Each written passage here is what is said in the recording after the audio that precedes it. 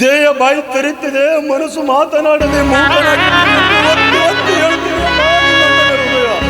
ಒತ್ತಿ ಒತ್ತಿ ಹೇಳ್ತಿದೆ. ಅಣ್ಣ, ಹತ್ತಿಗೆ ಸತ್ತು ಹೋದಾಗಲಿದ್ದ ಊಟ ಮಾಡುವುದಂತೂ ಮರೆತೇ ಹೋಗಿಬಿಟ್ಟಿದ್ದೆ. ಅಣ್ಣ, ಸತ್ತು ಹೋದಳು ಮತ್ತೆ ಹುಟ್ಟಿ ಬರ್ತಾಳೆ ನನ್ನ. ಆದರೆ ಈ ನಿನ್ನ ತಂಗಿಯ ಜೊತೆಗೆ ಯಾರು ಮಾತನಾಡುತ್ತಾರೆ ಹೇಳಣ್ಣ. ಅಣ್ಣ, ಹುಚ್ಚ ಹಣ್ಣನ ಜೊತೆಗೆ ಮಾತನಾಡಿದರೆ ಮಂಗರಂತೆ ವ್ಯಂಗ್ಯತನ ಮಾಡುತ್ತಾರೆ. ಅಣ್ಣ, ಯಾರ ಜೊತೆಗೆ ಮಾತನಾಡಬೇಕು ಹೇಳಣ್ಣ. ಈ ನಿನ್ನ ತಂಗಿಯ ಗತಿ ಏನು? ಈ ಮನೆತನದ ಗೌರವ ಏನು ಹೇಳಣ್ಣ. ಈ ರೀತಿ ನೀವು ಇಬ್ಬರು ತಂಗಿಯ ಮೇಲೆ ಜವಾಬ್ದಾರಿ ಇಲ್ಲದೆ ಮಾಡಿದರೆ ಮುಂದೆ ಈ ಬಾಳುವುದಾದರೂ ಹೇಗೆ ಹೇಳಣ್ಣ. ಕಣ್ಣೀರು ಹಾಕಬೇಡಮ್ಮ, ಕಣ್ಣೀರು ಹಾಕಬೇಡ. ನಾಳೆಯಿಂದಲೇ ಈ ಊರ ಜಮೀನ್ದಾರನ ಮನೆಯಲ್ಲಿ ಕೆಲಸಕ್ಕೆ ದುಡಿಯಲು ಹೋಗುತ್ತೇನೆ. ಈಗಲಾದರೂ ಸಂತೋಷವಾಯಿತೇನಮ್ಮ. ಅಣ್ಣ, ಅಂತೂ ಆ ದೇವರು ನನ್ನ ಅಣ್ಣನಿಗೆ ಒಳ್ಳೆಯ ಬುದ್ಧಿಯನ್ನು ಅಣ್ಣ. ಈ ನಿನ್ನ ಮಾತನ್ನು ಕೇಳಿದರೆ ನನಗೆ ಹೇಗೆ ಅನಿಸ್ತಾ ಇದೆ ಗೊತ್ತಾ? ತೇಲಾಡಿದಂತಾಯ್ತಣ್ಣ, ತೇಲಾಡಿದಂತಾಯ್ತು.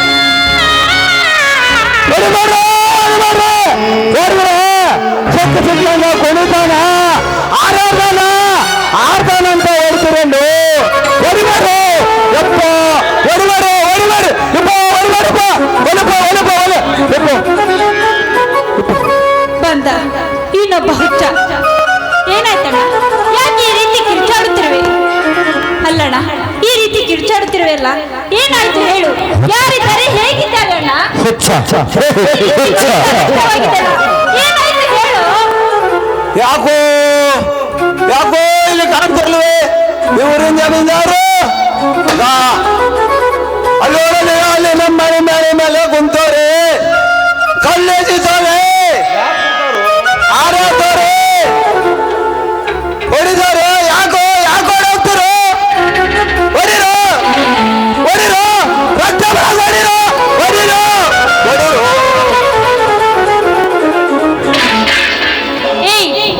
ಅಣ್ಣ, ಯಾರಿದ್ದಾರೆ? ಎಲ್ಲಿದ್ದಾರೆ? ಹುಚ್ಚ ಹುಚ್ಚ ಎಂದು ತಿಳಿದುಕೊಂಡು ಹುಚ್ಚರಾಗಿ ನಮ್ಮ ದೋಷವನ್ನೇ ಯಾಕಣ್ಣ ಈಗ ಮಾಡ್ತೀಯ ಹೇಳು. ರಾಧಾ, ನಾನು ಮನುಷ್ಯನಲ್ಲ, ಹುಚ್ಚ, ಹುಚ್ಚಿಗೆದ ಹುಚ್ಚ, ಸಮಾಜದ ಘನತೆಗಾರರ ಕಿಡಿಕಾರಿ. ಸತ್ಯವನ್ನು ಮುಚ್ಚಿಟ್ಟು ಸುಳ್ಳನ್ನು ಬೆಳಕಿಗೆ ತರುವ ತೊರ್ಲೆಯರು, ಕೊಂಡ ಪೋಖರಿಗಳು, ಗೊಂಡಗುಲ ಬರಬಾಳಿಗೆ ಕಿಚ್ಚು ಹಚ್ಚುವ ಹುಚ್ಚ.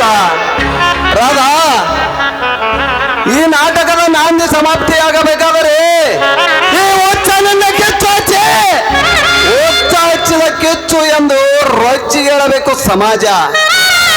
ಆಗ ಈ ನಿನ್ನ ನಾಟಕದ ಕೊನೆಯ ಸನ್ನಿವೇಶ. ಅಣ್ಣ, ಒಂದೊಂದು ಸಾರಿ ಬುದ್ಧಿವಂತನಾಗಿ ಮಾತನಾಡುತ್ತೀಯ, ಒಂದೊಂದು ಸಾರಿ ಹುಚ್ಚರಂತೆ ಮಾತನಾಡುತ್ತೀಯ. ಏನಣ್ಣ, ಈಗಾದರೆ ಏನಂತ ತಿಳಿದುಕೊಳ್ಳಬೇಕು ಈ ನಿನ್ನ ಬಗ್ಗೆ?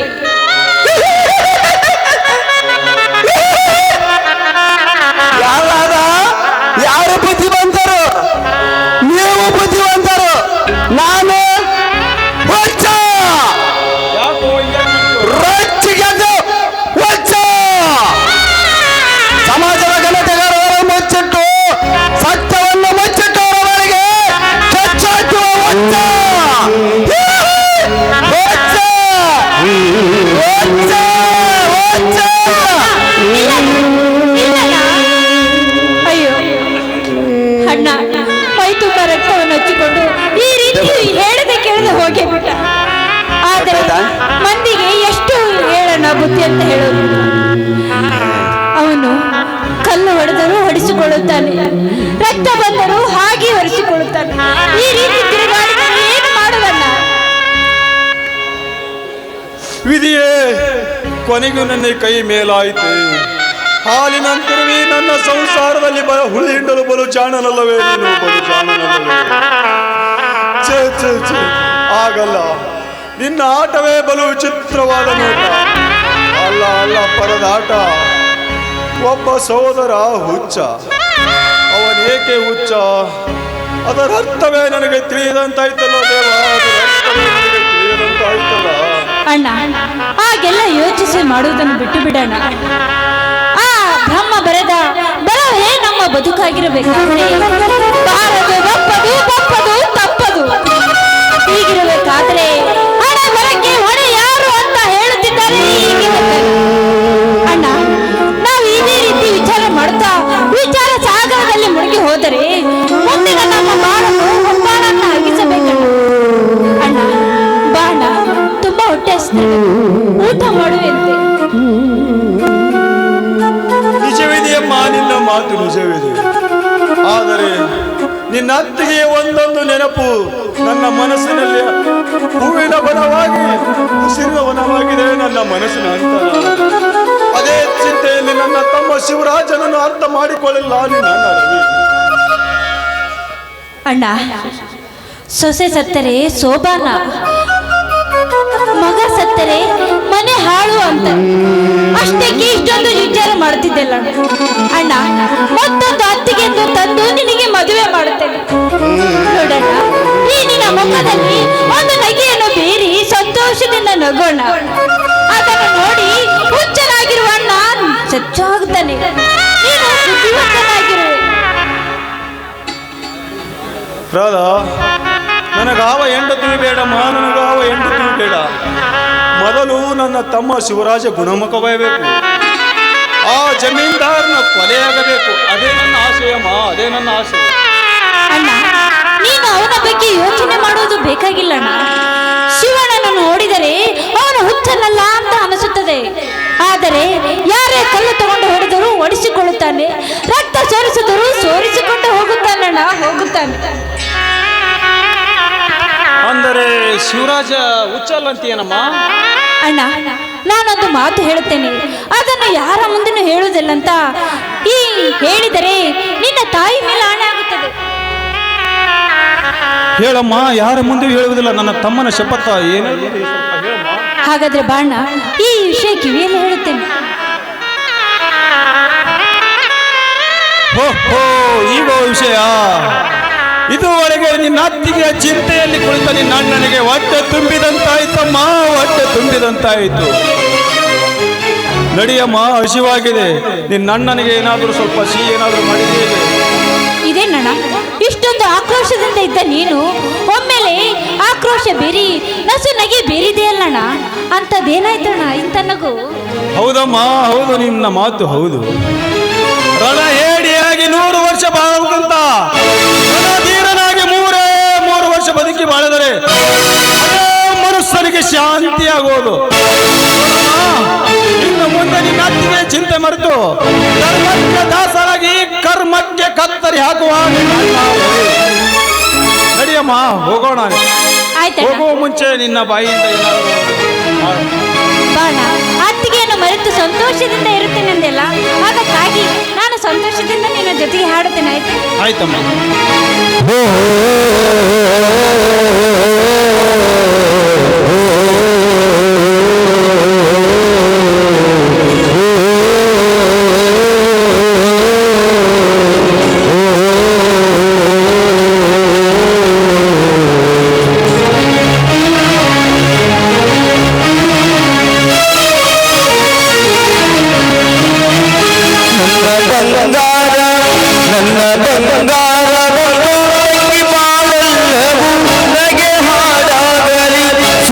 ಸಂತೋಷ ತುಂಬಿ ಮನದಲ್ಲಿದಾಗಲಿ ಬಲುಹಾಯಾಗಲಿ ದೈವ ತಮ್ಮನಂತವರ ನೀನು ಈ ಅನ್ನ ಎಂದು ದೈವ ತಮ್ಮನಂತವರ ನೀನು ಈ ಅನ್ನ ಎಂದು ನನ್ನ ಬಂಗಾರ ತಂಗಿ ಬಾಳೆಲ್ಲವೂ ನಗೆ ಹಾಡಾಗಲಿ.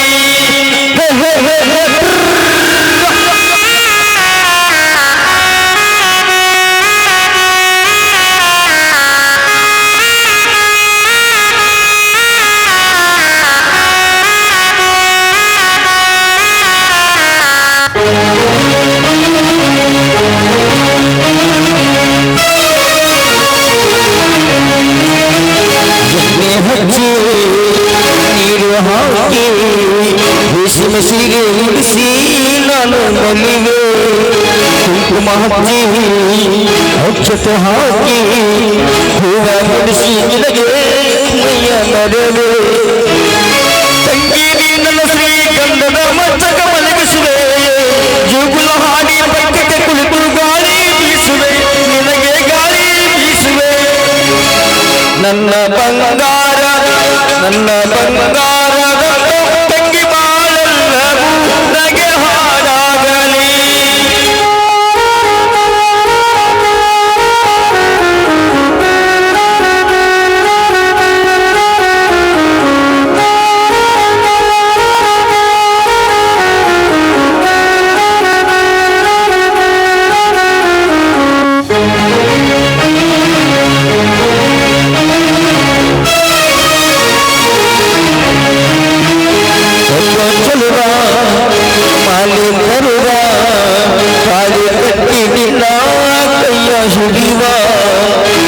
ಸ್ವರದ ಜೋಡಿ ಜೊತೆಗೆ